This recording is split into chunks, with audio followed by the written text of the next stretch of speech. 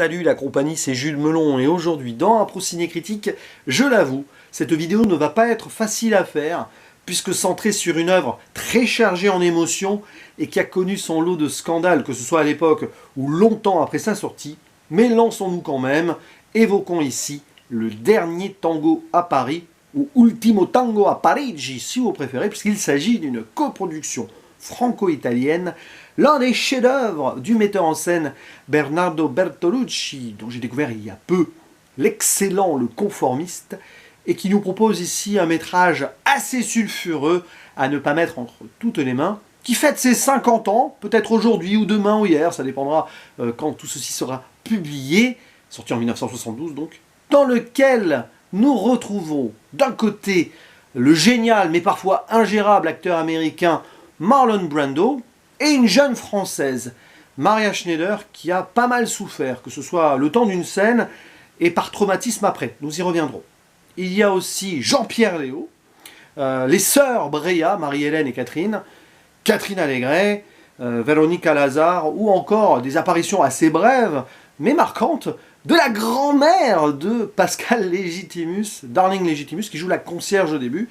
Voilà, et puis d'autres que je ne vais pas forcément nommer.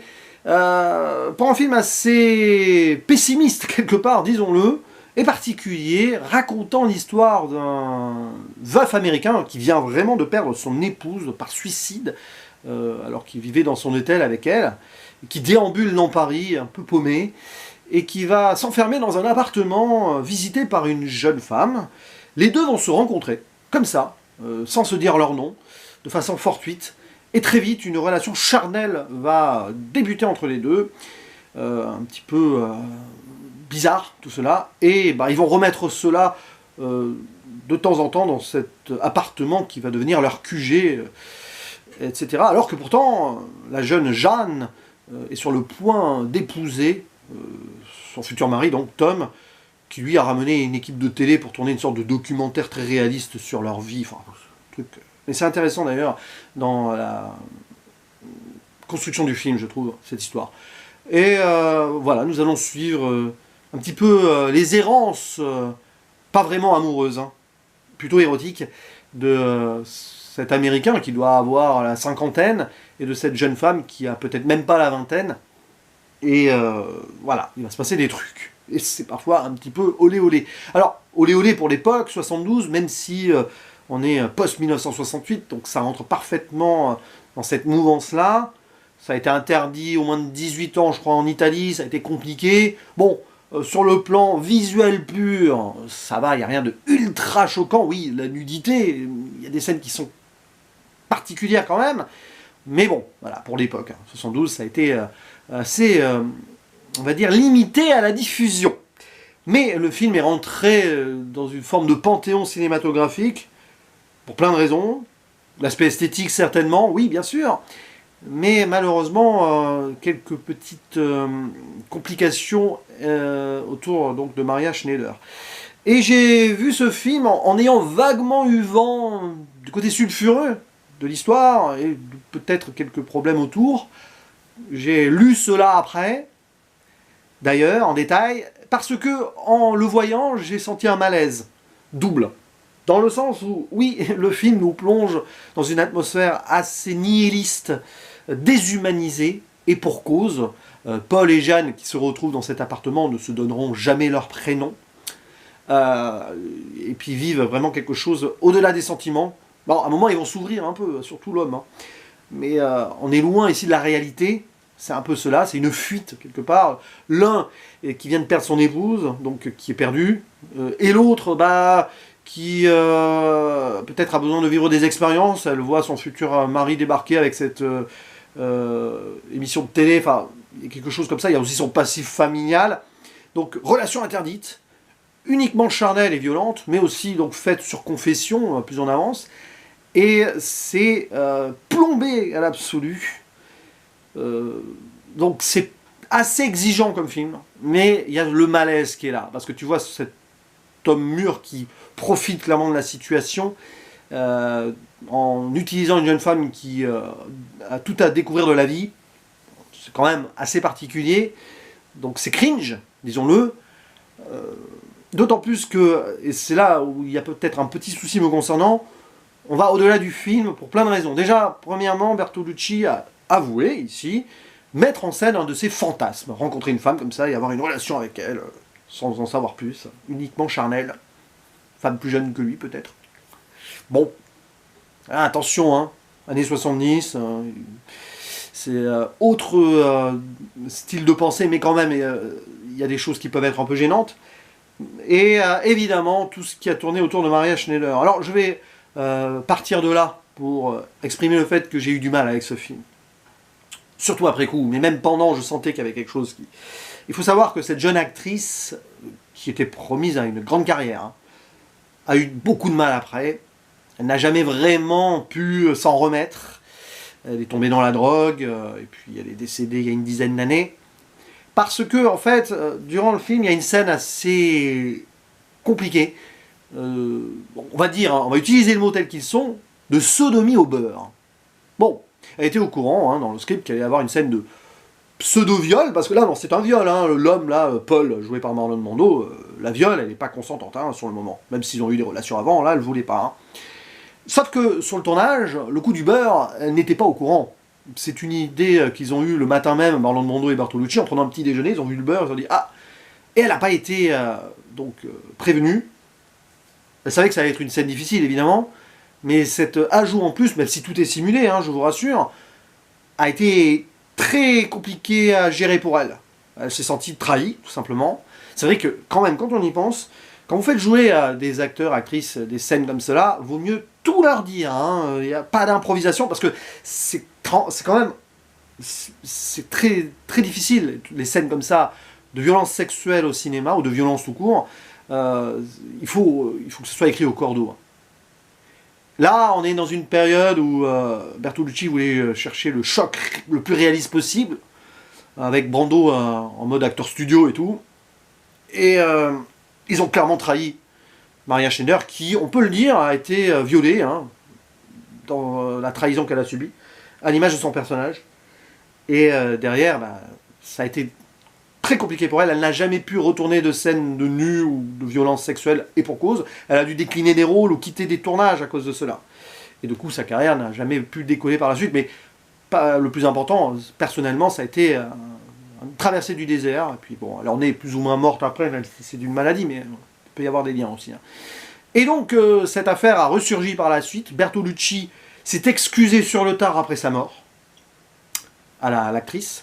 Et même avant sa mort à lui, donc il y a 4-5 ans, je ne sais plus, il avait dit « Ouais, mais bon, c'était quand même dans le script, et puis on voulait trouver le truc le plus réaliste possible. » Évidemment, quand ça s'est su, tout cela, pas mal d'acteurs, actrices, avant le mouvement MeToo d'ailleurs, hein, juste avant, hein, c'est presque une sorte de précurseur là-dessus, au fait que les paroles se soient libérées.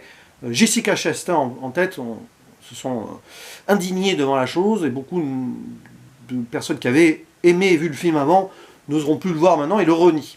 Donc tout ceci, vous allez me dire, oui, bon, mais quand j'ai vu le film, j'ai senti quelque chose comme ça. Et puis cette scène, au-delà même du malaise qui est dépeint, je l'ai ressenti bizarrement quand même. Comme si, ça se sent sur le feeling, les larmes de Maria Schneider sur cette scène sont réelles. Et on peut se poser la question du coup, jusqu'où aller, à quel point mettre les acteurs et actrices ici, surtout en danger, pour trouver la perfection réaliste. Ça, c'est quand même compliqué. Parce que si on doit diriger les acteurs, on doit les diriger dans la fiction. On ne doit pas les mettre dans une phase de réalité pure pour obtenir le meilleur. Pour moi, voilà, si j'étais metteur en scène, j'en parlerais beaucoup avec mes acteurs et actrices avant, le plus dur possible, mais tout serait codé. Après, il faut être dedans, quoi. Puis si ça dérange, ben, on voit autrement. C'est compliqué, hein. Mais bon, c'est une autre époque, vous allez me dire. C'est sûr que ce film-là, aujourd'hui, n'aurait pas été fait dans les mêmes conditions. Mais voilà, bon, ça s'imprègne de cette atmosphère-là qui est assumée. Alors évidemment, après le film, clairement, est génial sur le plan esthétique, sur le montage, sur la photographie. Toujours Vittorio Storaro derrière, hein, qui est en train de devenir un de mes chefs-op préférés. D'autant plus que tout est centré sur une...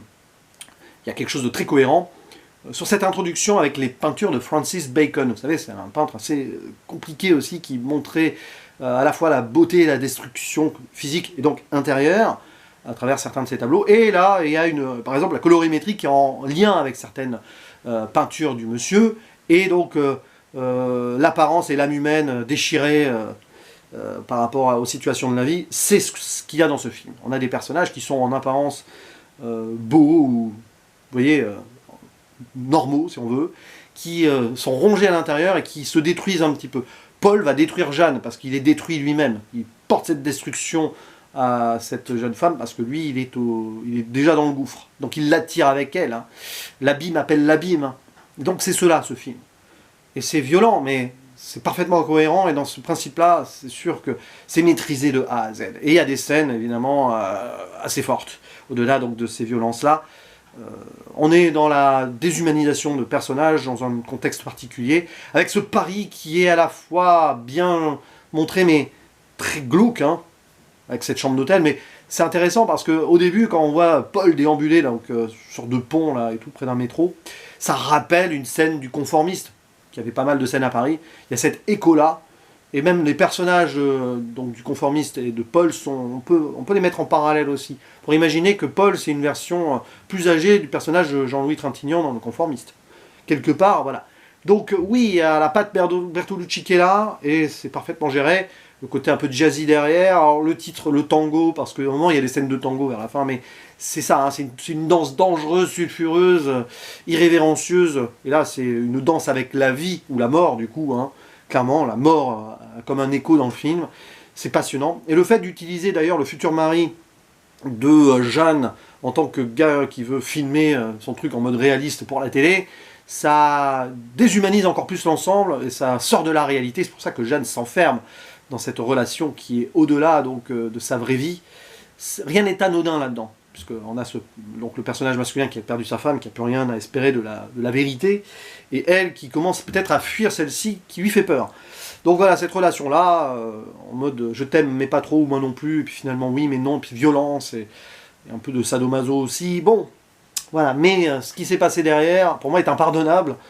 Bertolucci, aussi génial qu'il peut l'être, comme il l'a été sur Le Conformiste, hein, parce que là c'est un grand grand film. Là non, voilà, et puis le fait qu'il ne se soit pas vraiment remis en question par la suite non plus, hein, ou trop tard, ou finalement en disant oui mais non, c'était pour l'art, jusqu'où peut-on aller pour l'art? Selon moi, pas avec la destruction des acteurs ou actrices de cet art-là. Donc voilà, c'est un film qu'il fallait évoquer, parce que je comprends, entre guillemets, hein, qu'il ait marqué le cinéma de son empreinte esthétique, et de cette ambiance qui est assez unique, mais derrière, pour moi c'est non, parce que ça va peut-être trop loin. Voilà. Mais peut-être que vous, derrière la caméra, vous allez me dire « Ouais, tu fais un peu le fragile, là. » Non, attendez. Oui. Ouais. Il y a quand même des gens qui en ont énormément souffert derrière. Et ça, pour moi, rien ne justifie cela pour l'amour de l'art. Je le dis, hein, c'est mon avis personnel. Mais n'hésitez pas à dire dans les commentaires si vous avez adoré ce film ou pas, si vous êtes d'accord ou non pour moi. Voilà. Si vous êtes encore plus violent que moi, peut-être aussi, parce que c'est possible, clairement. Et on en discutera, parce que au-delà du cinéma, c'est sûr, c'est une œuvre marquante. Il y a des choses à dire, voilà. Et bref, mais bon. Allez, je vous dis à la prochaine, ciao.